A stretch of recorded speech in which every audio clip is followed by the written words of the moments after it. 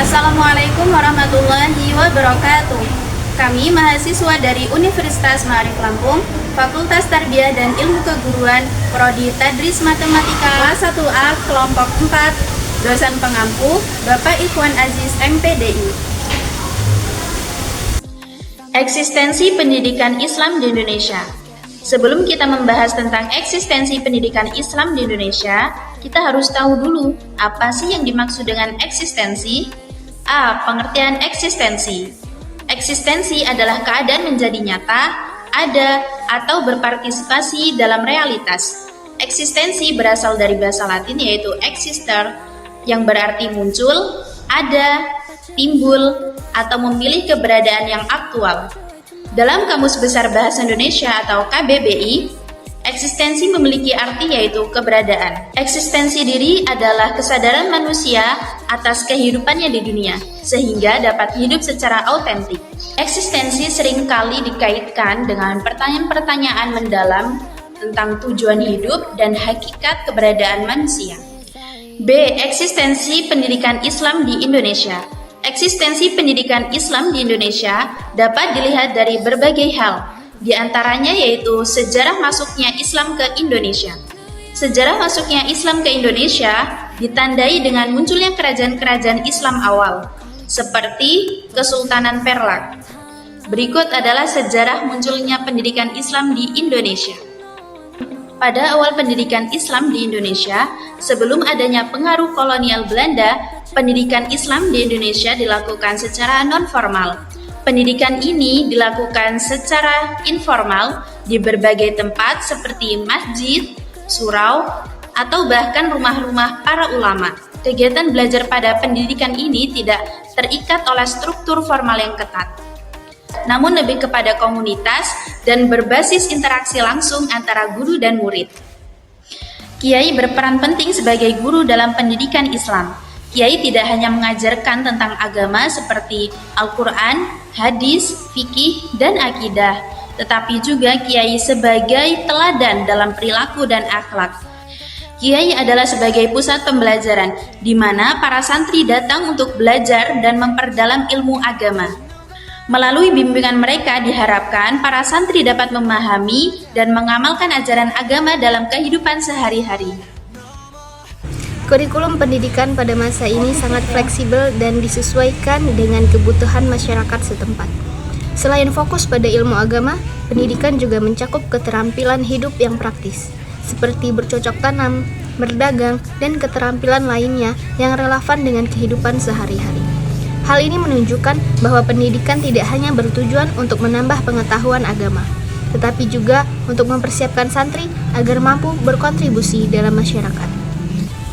Metode belajar yang diterapkan dalam pendidikan Islam awal ini umumnya dilakukan secara individual atau dalam kelompok kecil. Proses belajar seringkali melibatkan metode hafalan, di mana santri diharuskan menghafal teks-teks penting, serta tanya jawab untuk memperdalam pemahaman mereka. Interaksi langsung antara kiai dan santri menjadi kunci dalam proses pembelajaran, di mana santri dapat langsung bertanya dan mendiskusikan berbagai hal yang mereka pelajari. Dengan demikian, pendidikan Islam pada masa awal ini mencerminkan pendekatan yang holistik dan terintegrasi, menggabungkan aspek spiritual, sosial, dan praktis dalam kehidupan sehari-hari masyarakat. Hal ini menjadi pondasi penting bagi perkembangan pendidikan Islam di Indonesia di masa-masa selanjutnya. Beberapa permasalahan yang dihadapi pendidikan Islam di Indonesia diantaranya 1. Lemahnya akhlak siswa di madrasah. 2. Kurangnya kontribusi siswa dalam menyiarkan ajaran Islam di masyarakat. 3. Berkurangnya minat siswa pada pendidikan Islam dibandingkan pada sebelumnya. 4. Banyak siswa yang memilih untuk pindah ke sekolah umum. C. Hubungan pendidikan Islam dengan moralitas. Pendidikan Islam di Indonesia berperan penting dalam membentuk moral dan etika individu. Pendidikan Islam mengajarkan nilai-nilai seperti kejujuran, keadilan, kesopanan, kesabaran, dan kedermawanan. Selain itu, pendidikan Islam juga mengajarkan nilai-nilai universal seperti menjaga lingkungan dan menghormati sesama. Moralitas merupakan aspek penting dalam pendidikan Islam. Nilai-nilai moral yang diajarkan dalam Islam bertujuan untuk membentuk individu yang berakhlak mulia, bertanggung jawab, dan bermanfaat bagi masyarakat. Dalam Islam, moralitas disebut juga dengan akhlak, yang berarti perangai, tabiat, dan adat istiadat. Akhlak merupakan salah satu konsep utama dalam Islam dan diajarkan sebagai bagian dari ajaran tauhid. Beberapa hal yang berkaitan dengan moralitas dalam pendidikan Islam itu yang pertama, pendidikan Islam mengembangkan potensi peserta didik berdasarkan nilai-nilai Islam. Yang kedua, pendidikan Islam mengajarkan perilaku baik dalam segala aspek kehidupan, termasuk hubungan dengan Allah, hubungan dengan sesama manusia, dan menjaga lingkungan. Yang ketiga, pendidikan Islam membentuk manusia sejati yang selalu mendekatkan diri kepada Allah. Yang keempat, pendidikan Islam mengajarkan untuk merealisasikan sifat-sifat Allah dalam setiap menjalankan fungsi kehidupan. Pendidikan Islam di Indonesia dilaksanakan secara terencana dan sistematis.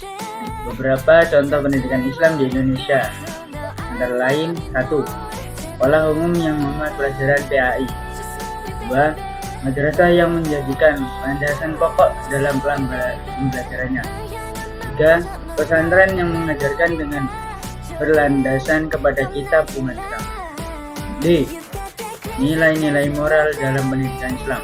1. Tauhid. Tauhid adalah kepercayaan kepada Allah Subhanahu wa Ta'ala sebagai satu-satunya Tuhan. Selanjutnya, nubuwah, kepercayaan kepada Nabi dan Rasulullah sebagai utusan Allah. Selanjutnya, kitab. Kitab percaya kepada kitab-kitab suci sebagai pedoman hidup. Selanjutnya, qada dan qadar. Percaya kepada takdir-takdir Allah. Dan selanjutnya, akhirat. Akhirat adalah kepercayaan kepada kehidupan setelah kematian. Dan selanjutnya, amal soleh. Amal soleh adalah melakukan perbuatan soleh atau solehah. Dan selanjutnya, ijtihad. Ijtihad adalah berusaha memahami agama dan menggunakan akal. Selanjutnya, toleransi. Toleransi adalah menghargai perbedaan pendapat dan keyakinan.